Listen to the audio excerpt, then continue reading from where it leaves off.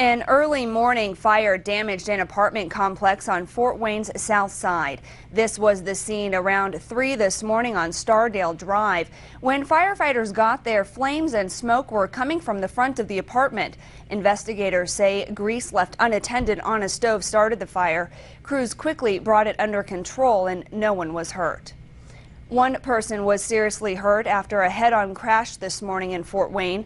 It happened around 7:45 at the intersection of Scott and Illinois roads. Police say a truck turned in front of a car while trying to turn left onto Scott Road. The driver of the truck says the sun was in his eyes and he didn't see the car. He wasn't hurt. The driver of the car went to a hospital in serious condition. A small community in Indiana welcomes home a fallen hero. The body of Private First Class Brent Wood returned to his hometown of Spencer today. Matt Gregory from our sister station in Terre Haute has more. They lined the streets early Sunday morning, waiting for their hero to return. Flags in hand and hands on their hearts. Some friends. Brett was the best friend that I ever had. We had a lot of fun together. Bro is my best friend. We did everything together.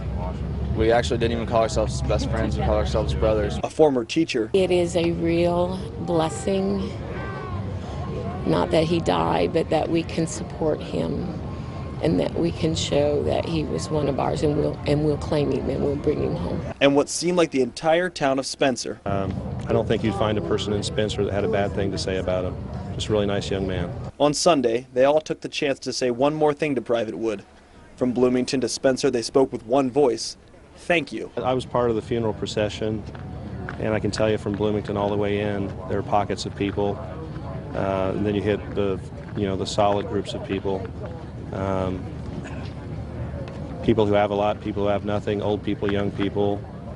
It's very touching to see all that and the community support. When they finally reached Wood's hometown, What's this? church bells rang out, signaling his return. The Patriot Guard and police escorts brought Wood right through the respectful crowd to West and Parish and Pettigo Funeral Home.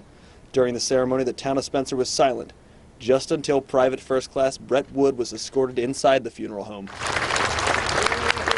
The entire town broke out into a respectful cheer, a final thank you. A lot of them didn't know Brett, but that's okay because they still appreciate and love what he did for us. An entire town that's united by their fallen hero and eternally grateful for his sacrifice. In Spencer, Indiana, Matt Gregory, News 10.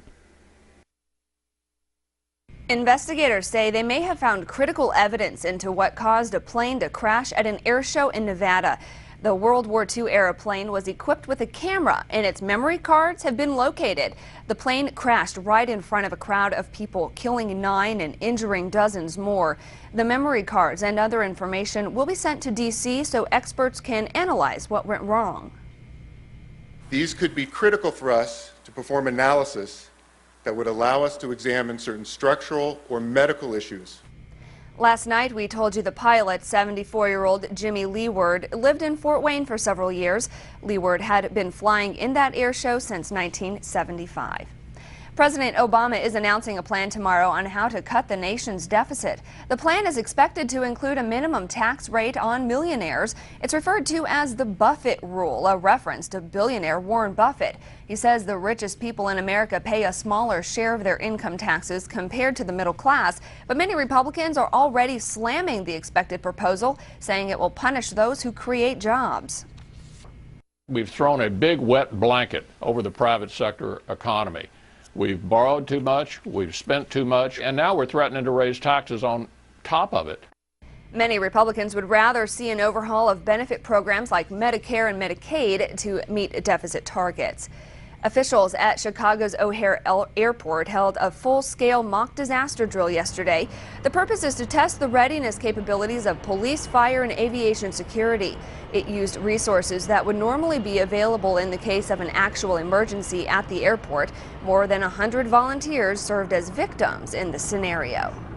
After a sunny weekend, rain moves in to start the work week. Meteorologist Leanne Oakley has our first forecast. Yeah, that's right, Alyssa. We are watching rain showers very, very slowly push into the area. Starting to see some of those creep in, especially to the southwestern portion of our viewing area, and we'll continue to watch those as they push in. Right now, we're seeing temperatures at 66 degrees, high today of 76. That rain actually moved in slow enough that we saw plenty of sunshine this morning, and that kept temperatures just a little bit warmer today. However, heading through the overnight and definitely through at least the first part of tomorrow, rain is expected. Grab that umbrella as you head out the door tomorrow. Thanks, Leanne. After the tragic stage collapse at the Indiana State Fair, the Department of Homeland Security put together a new preparedness plan for Allen County. As News Channel 15's Randy Spieth explains, the guinea pig for this new plan was this weekend's Johnny Appleseed Festival. Nearly 250,000 people were out at Johnny Appleseed Park this weekend, but hardly anyone noticed an increased presence from the Department of Homeland Security. We had the issue in Indianapolis recently. Definitely we wanted to put some more attention to this matter. So we reached out to the Department of Homeland Security, who in fact was already working on a plan, been working on it for a year and a half. The change? A new on-site plan rather than waiting for decisions to be made. If this happens, where do I work? Who do I work with? Rather than waiting to, for a tornado to come through and then we have to respond to it, this would be, we already know who the list of people are instead of having to wait for an event to occur.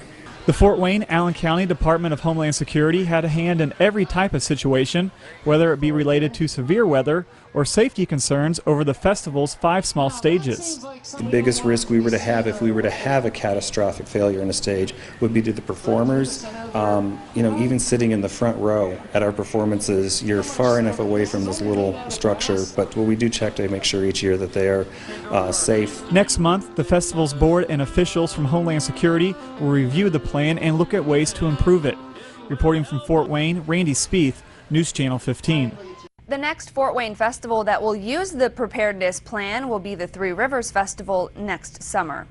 People who went to today's Colts game faced a new kind of security search, a pat down from the knees down. The NFL had put new security measures in place that involved a pat down from the waist up. Now the league has added one from the knees to the ankles. The changes were made after a fan was able to sneak a stun gun into last week's Jets-Cowboys game and attacked 3 people.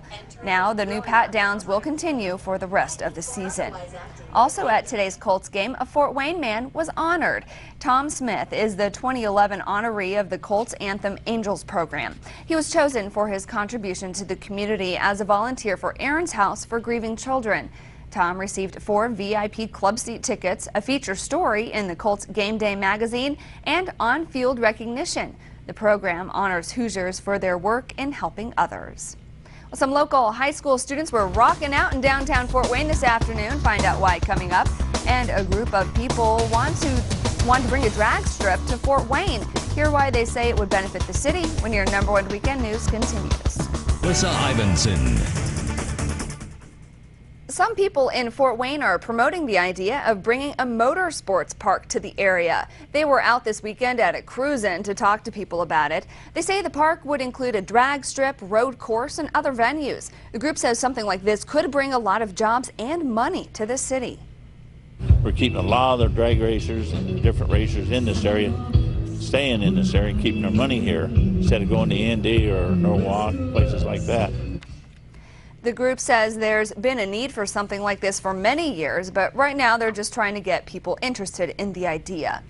Several area high school students were competing in a battle of the bands this afternoon at Fryman Square. It's the 2nd year for the event put on by the Drug and Alcohol Consortium of Allen County. Event organizers want kids to know you can have fun without using drugs and alcohol. 7 bands participated in this year's battle.